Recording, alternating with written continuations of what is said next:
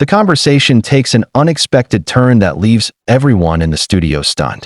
The tension between Leanne Morgan and Kelly Clarkson became so palpable that audience members did not know whether to laugh or gasp. What started as casual banter quickly escalated into something nobody saw coming. Before we get into what really went down, make sure you hit that subscribe button and drop a comment below telling us what you think about this whole situation. Because trust me, you are going to have opinions.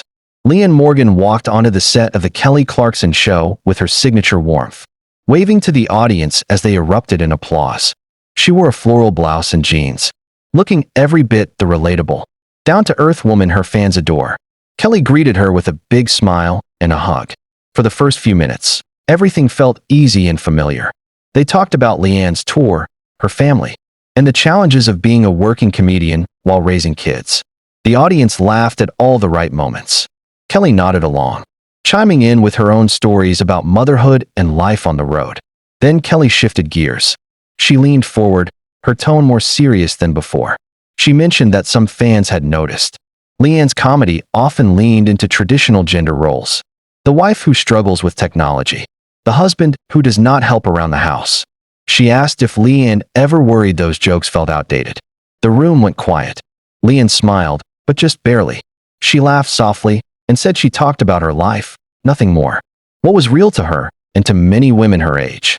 She was not trying to make a statement. She was just sharing what made her laugh. Kelly nodded, but she did not let it go. She talked about responsibility, about platforms, about pushing things forward. The audience shifted in their seats. This was no longer light daytime television. Leanne straightened in her chair. She said comedy's job was to be funny. If she got on stage trying to teach lessons, she would not be doing comedy. She would be lecturing, and nobody bought tickets for that. Kelly pushed again, gently but firmly. With so many people listening, did Leanne not feel an obligation to show a different model? Leanne paused, then turned the question back on Kelly. When Kelly sang about heartbreak, did anyone ask her to sing about something more productive instead? Kelly laughed nervously and said music was different. Leanne disagreed. Comedy, she said, was also about emotion, about frustration and joy and the absurdity of everyday life. Women cried at her shows because they felt seen, because someone finally said out loud what they were living. That was the moment the air in the room changed. Kelly raised her hands, insisting she was not attacking Leanne.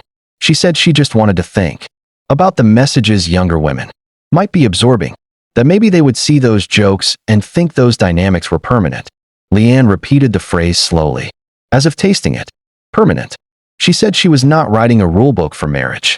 She was telling jokes about her marriage, and she found it condescending to suggest women could not tell the difference. The audience gasped.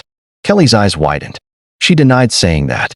Leanne pressed back, saying that was exactly how it sounded. That Kelly seemed to believe her comedy was damaging, that it held women back by joking about domestic life. Kelly shook her head, trying to calm things down. Leanne did not slow. She talked about the years she spent grinding it out. Church basements, coffee shops, tiny clubs, long drives across the South in a beat-up car, missing school events, sleeping in cheap motels. All of it just for a chance to do what she loved. And now, after finally making it, she was being told she was doing it wrong. Kelly insisted she never said that. She said asking questions was her job. Leanne shot back that a conversation went both ways. This felt like an interrogation.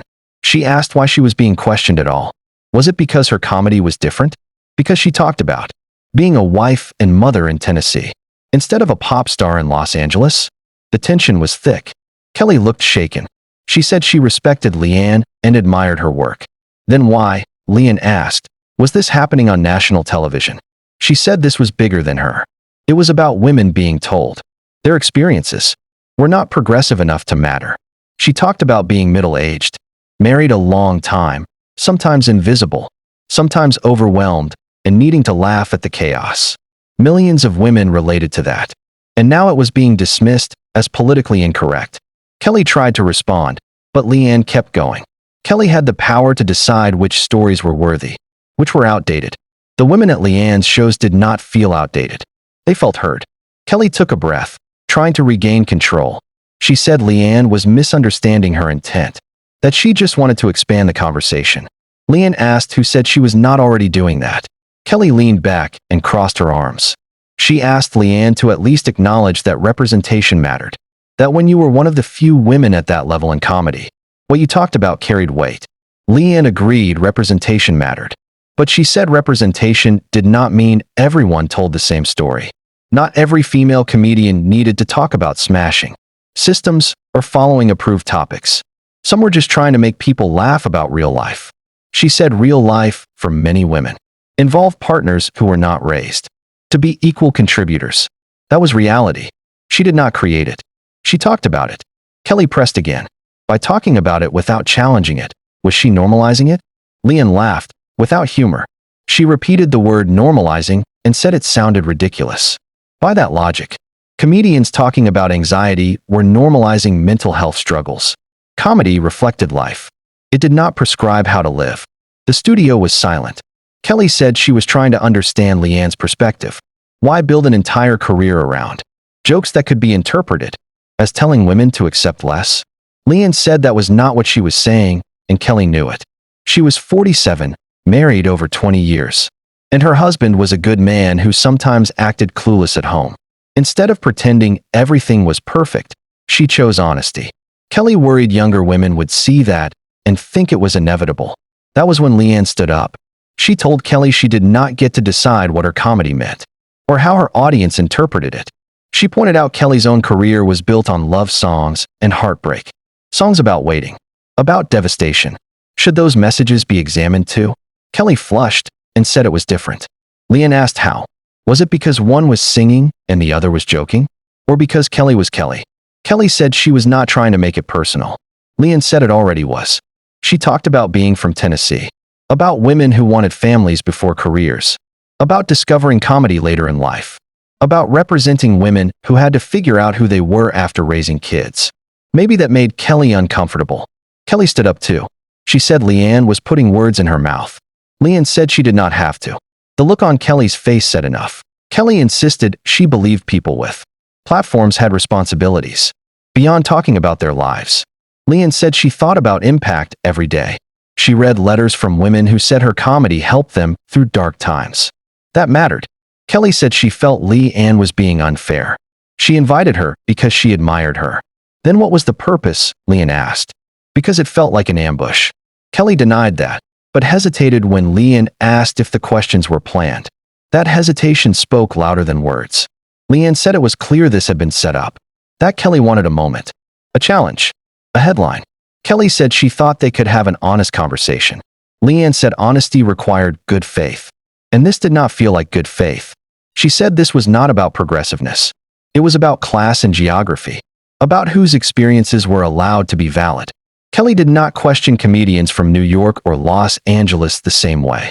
But a woman from Tennessee had to be examined. Kelly said that was a reach. Leanne said everything was about where you were from. Her entire career was built on that truth. She talked about not pretending to be sophisticated, about working at Kmart, about raising kids, about somehow ending up on stages telling jokes. If that bothered Kelly, that was not her problem. Kelly said nothing about Leanne bothered her. She said Leanne was being defensive. Leanne stepped closer and asked directly if Kelly thought her comedy was harmful to women. Kelly danced around it again, talking about unintended consequences. Leanne pointed out she still was not answering. She wanted to critique without owning the critique. The audience was frozen. Kelly glanced toward her producer, then back at Leanne. She opened her mouth to speak, but the moment had already slipped out of her control. Whatever she said next would not undo what had just unfolded live on television.